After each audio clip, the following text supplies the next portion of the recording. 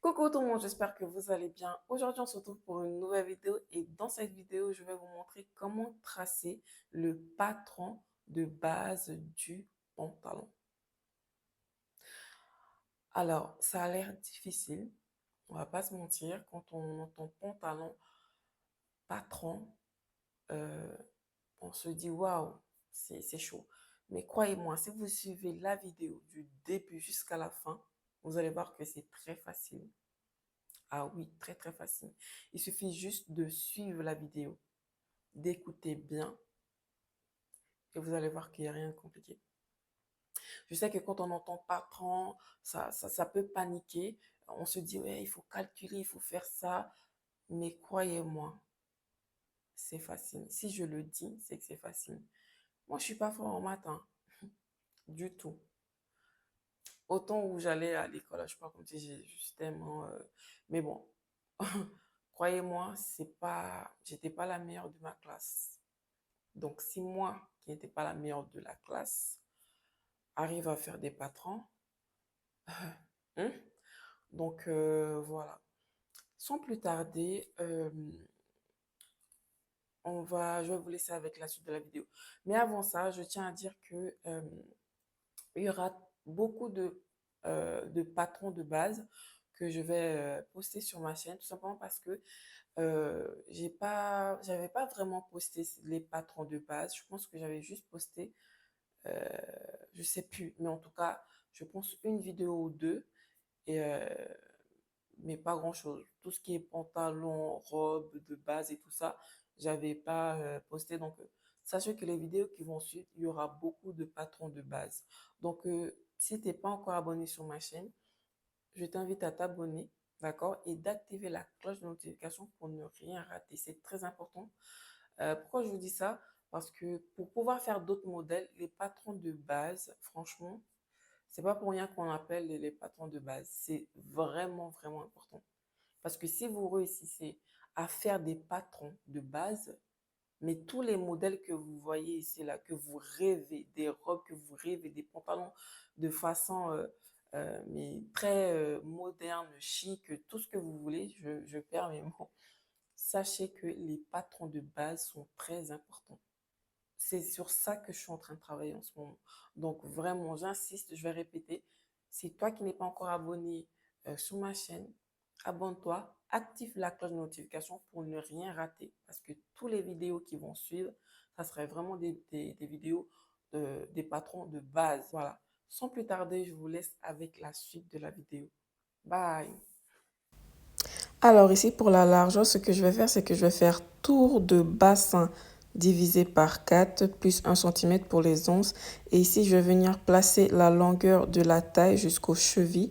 Je mets mon petit point et je vais tracer.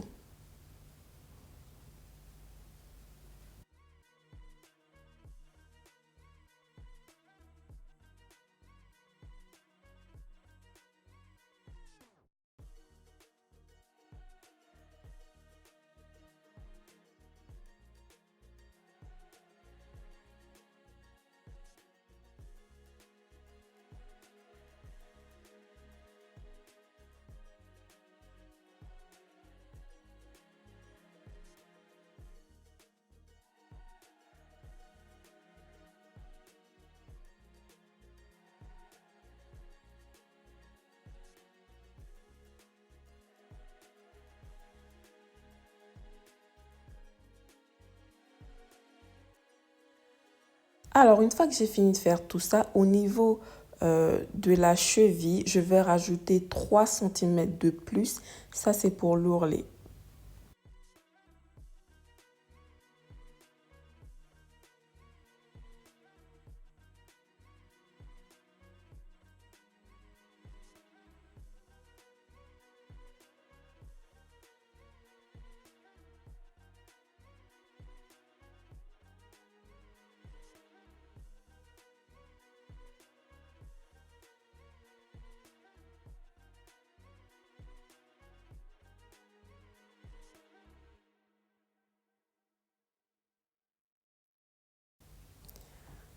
Ici, je vais venir mettre la longueur de la taille jusqu'au bassin.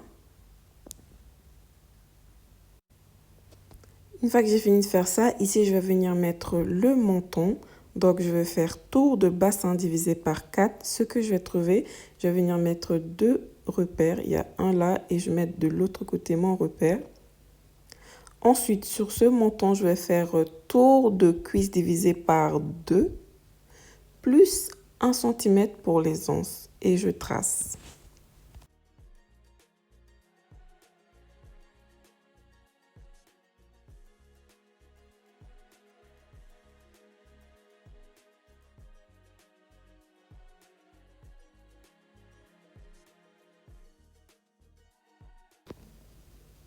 Alors ici, là où je viens de vous montrer, je vais descendre de 2 cm.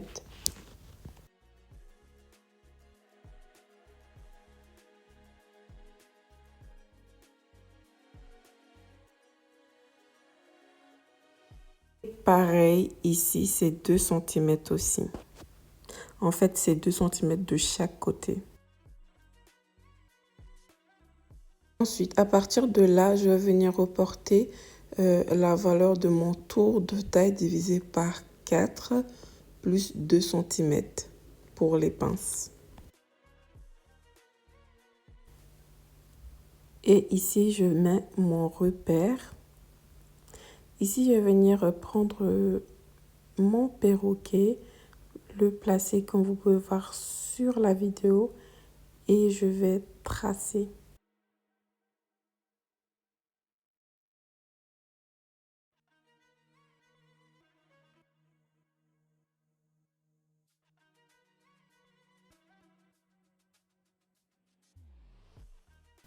Ensuite de là, je vais placer le perroquet et je vais tracer.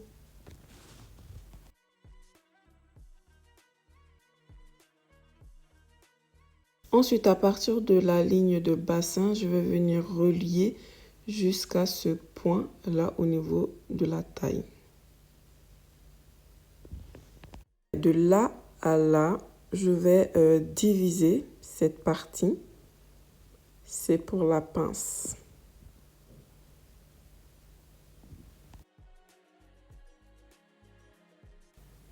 Alors ici, je descends de 10 cm et 1 cm de chaque côté pour la pince. Alors ici, au niveau du menton, je vais venir diviser cette partie-là en deux. Et je vais mettre des repères et ensuite tracer une ligne par la suite.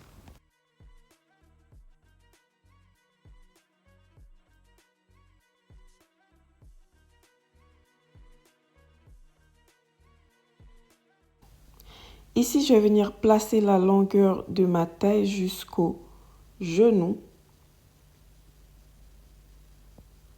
Je mets mes repères et je vais tracer.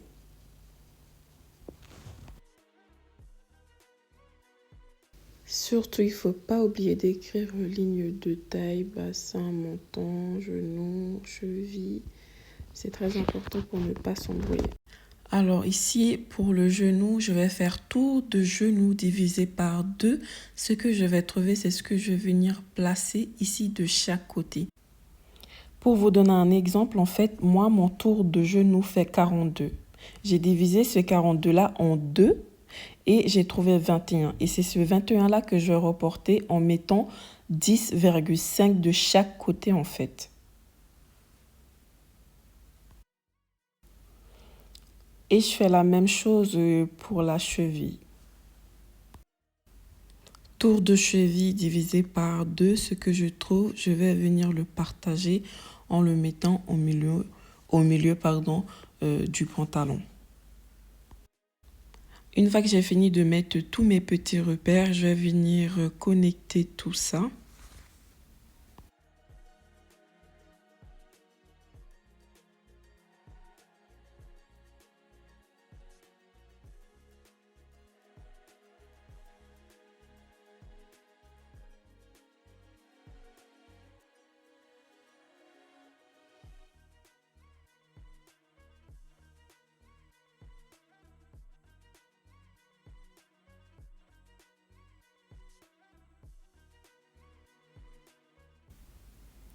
Donc voilà pour le devant. Je tourne pour vous montrer en fait au niveau de la cheville ce que ça donne.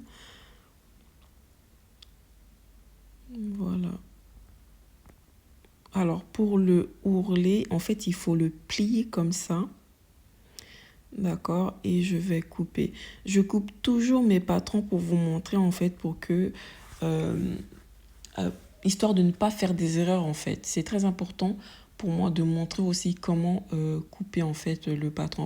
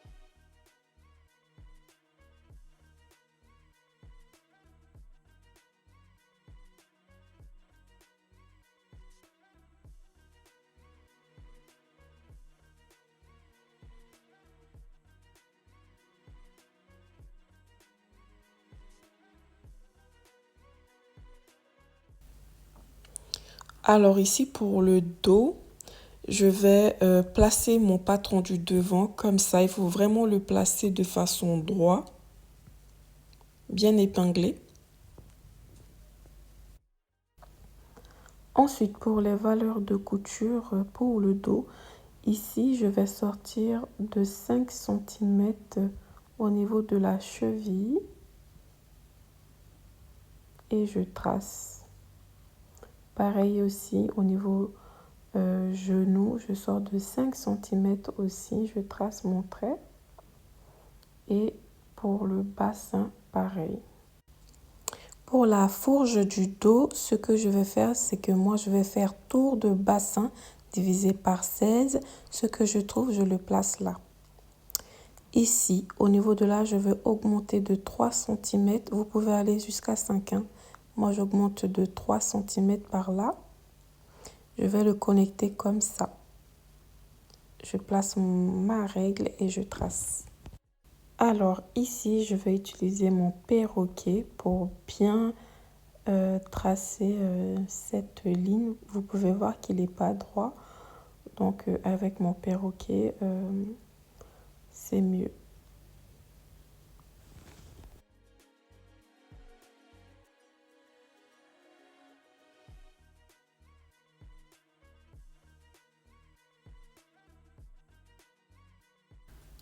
Et surtout, n'oubliez pas aussi pour l'ourlet du dos, c'est très important.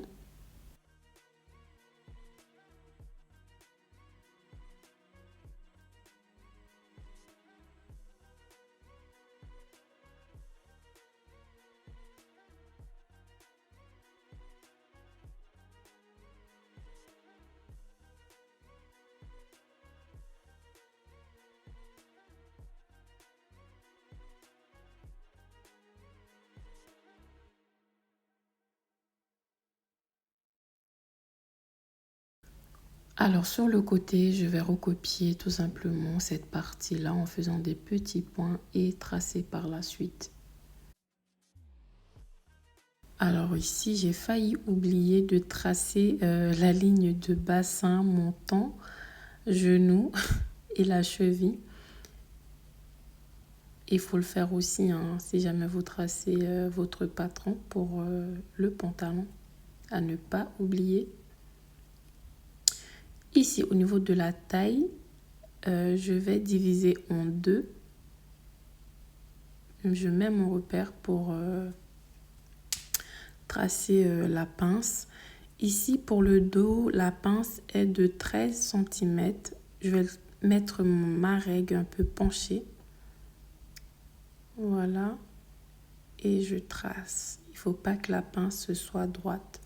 Et 1 centimètre de chaque côté pour la pince. Mais ça, c'est pour la pince du dos, hein. C'est pas pour la pince du devant. Pour la pince du dos, ça doit être un peu penché. Et non la pince du devant. Alors, moi, j'ai tracé comme ça, sans règle, mais vous faites-le avec la règle, hein, parce que franchement, quand je regarde, j'aurais dû vraiment le faire avec ma règle au lieu de tracer comme ça. Mais c'est pas bien grave, donc voilà.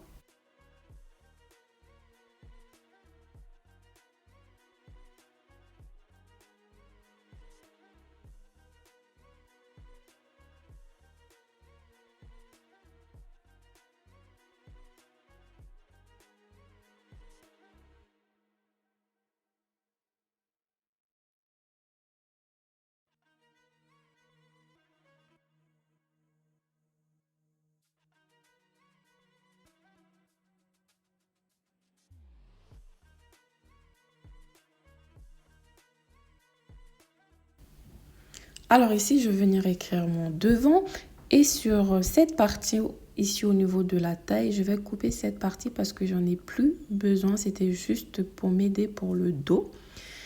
Et ici, j'écris dos. Là, je vais venir vérifier sur les côtés. Ça doit être exactement la même chose. Ça doit vraiment coïncider. Voilà. Et j'ai fini pour le patron du pantalon. Vous voyez, franchement, c'était pas difficile du tout.